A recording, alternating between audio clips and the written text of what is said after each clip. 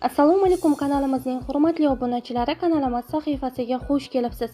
Diqqat qiling, Xonzoda Do'stovaning eri Alfonsma. Batafsil videoni oxirigacha tomosha qilsangiz bilib olasiz. Do'stlar, videoni ko'rish davomida ushbu videoga like va podpisatsiya tugmasini bosib qo'yishni unutmang.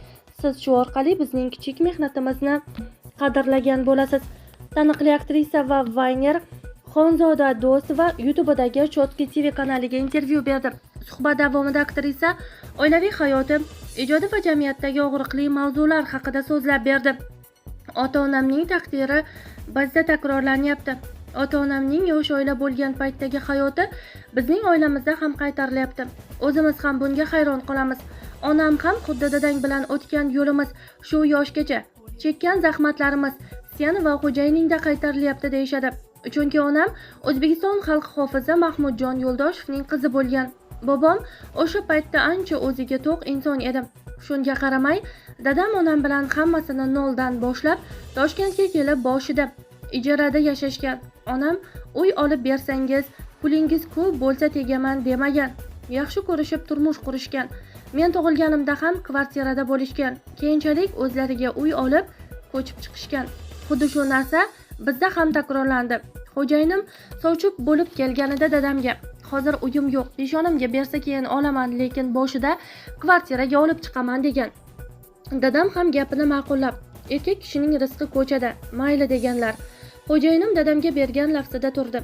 1 yildan oshiqroq bir xonali ijarada yashadik. Farzandimiz tug'ilgandan keyin kreditga uy olib ta'mirlatdik va ko'chib o'tdik. Ota-onam sabrli bo'lishni o'rgatishgan. Otam ham, onam ham hech qachon men falonchining qiziman, otamning uylari bor deb eringning yuziga solma. Shu gaplarni gapirgan kuning sendan norozi bo'laman. Hamma narsaga sabr qilasan deyshadi. Ko'pchilik onalar o'zi qizining fikrini buzadi. Talab qil, o'z shartingni qo'y deb o'rgatishadi. Lekin bizda bunday narsa yo'q. Ota-onam eringni, qaynonangni hurmat qil. Endi ularnikisan, bizning uyga mehmonsan. Hamma narsaga sabr bilan erishasizlar. Ana shunda bizning yoshimizga yetganda ham mustahkam oila bo'lasizlar deb tarbiya berishgan. Hozir ayollar erkaklardan ko'p pul topyapti. Hozir ayollar kerak bo'lsa erkaklardan ham ko'proq pul topyapti. Shuning uchun ham bugungi kunda ko'pchilik ayollarda erga muhtojlik qolmagandek. Oqibatda erini bir tiyinga olmaydiganlar ko'paydi. Ana shunday ayollarning miyasida farzandli bo'ldim, bolamni o'zim ham boqa olaman degan fikr bor. Lekin ular turmush o'rtoq baribir kerakligini bilishmaydi. Har bir ayolning boshida xo'jayini bo'lishi kerak. Afsuski, ko'p oilalarda erning o'rni yo'qolib boryapti. Er qachon ayolini hurmat qiladi? Erkak kishi ham johil emas-ku. Ayol kishi qayergadir borishdan avval vaziyatni tushuntirib, ruxsat so'rasa, er ham buni tushunadi. Ayoli har safar biron yoqqa borishidan oldin maslahatlashishini ko'rib, uni yanada qadrlaydi.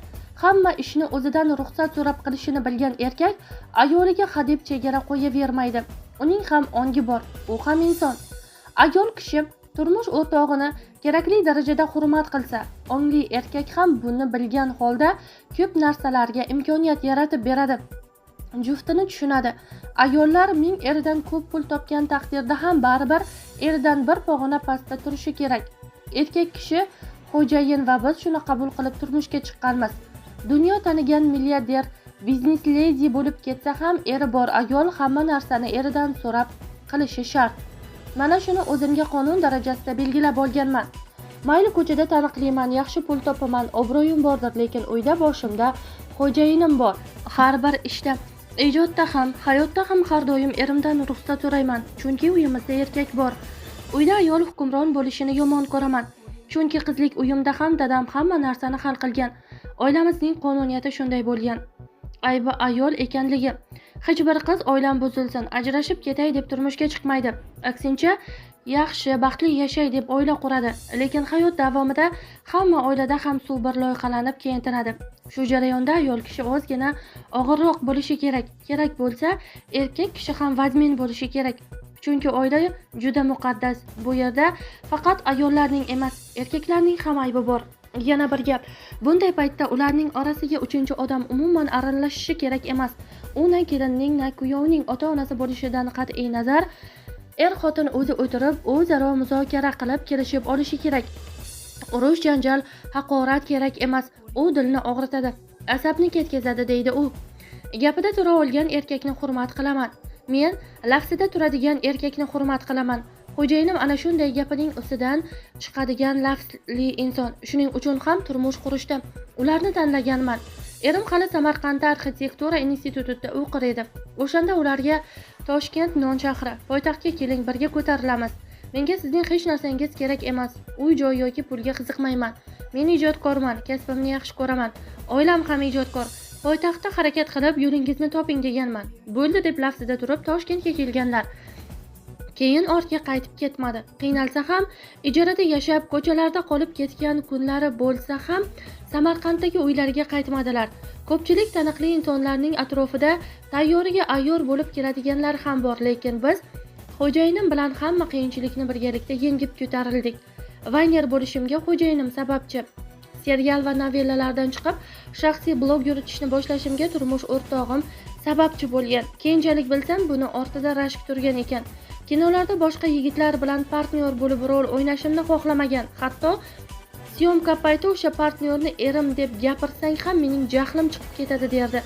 Qarz olib, SMM kurslarda o'qib harakat qildi va meni ham majburlab bo'lsa ham Vine olamiga olib kirdilar. Vine'lardagi o'g'il bola obrazim ham shu tufayli yaratilgan. Chunki Vine'larda ham yonimda o'g'il bola partnyor chiqishini xo'jayinim istamaydi. Xonzoda Do'stova Vinerlik ortidan qancha daromad topadi? Aktrisa blogi ortidan qancha daromad topish haqida berilgan savolga bu ko'rsatkich har doim har xil bo'lishini aytdi. Bu sohada har xil pul topasiz. Bundan 2-3 yil avval bir oyda hatto 40-50 ming dollargacha topgan vaqtlarim bo'lgan. Buni yashirmayman. Lekin hozirgi kunda daromad qisman kamaygan, chunki endi har bitta mahsulot va kompaniyaning o'zining shaxsiy blogeri bor. Oldin bunday emasdi. Shu sabab reklamalar ko'p bo'lardi. Hozir bu qisqargan. Hatto restoran tarmoqlarining ham o'zining SMM mutaxassisi bor. Shuning uchun katta blogerlarga ehtiyoj qolmagan. Hozir asosan yirik kompaniyalar bilan ishlaymiz, lekin daromadimiz baribir oldingidek emas. Ancha qisqargan. Ajrimdan keyin turmush o'rtog'ingizni yomonlab intervyu bermang. Juda ko'pchilik hozir ajrimdan keyin ijtimoiy tarmoqlarga chiqib, erini yoki xotinini yomonlab intervyu beryapti. Bu holat juda g'ashimni keltiryapti. Shu haqida alohida gapirmoqchiman, chunki ayollarning ko'pchiligi blogerlarni kuzatadi va ularga havas qiladi. Necha yil bo'lsa ham bir yostiqqa bosh qo'ygan ayol va erkakning taqdiri bo'lmay ajrashib ketdi deylik. Shundan keyin hali u yoqqa, hali bu yoqqa chiqib o'tgan hayotini intervyularda yomonlab yurishi juda xunuk narsa. Ayol ham, erkak ham bir narsani o'ylashi kerak. Birgalikdagi hayot davomida yaxshi, baxtli kunlar o'tmadimi? Baribir qanchadir vaqt chiroyli kunlarni birga o'tkazishdi-ku. Iltimos qilardim. Ajrashib ketasizlarmi, yarashasizlarmi? Eringizni yoki xotiningizni yomonlab intervyu bermang, deydi Xonzoda Do'stova bergan intervyusida.